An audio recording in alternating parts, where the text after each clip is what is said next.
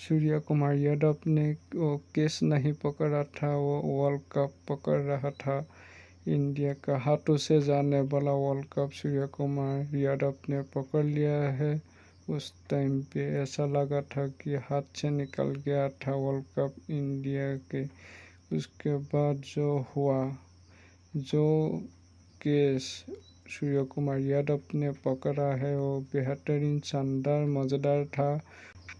यादव ने वो केस नहीं पकड़ा होता तो वर्ल्ड कप इंडिया का हाथ से जाना वाला ही था। बैटिंग में तो सूर्य कुमार इतना अच्छा परफॉर्मेंस नहीं किया, ओनली 4 रन बना के आउट हो गया। उसके बाद जो किया वो पूरा मज़ेदार था। जो केस पकड़ लिया था क्लासन का, वो मैच बदलने वाला केस था।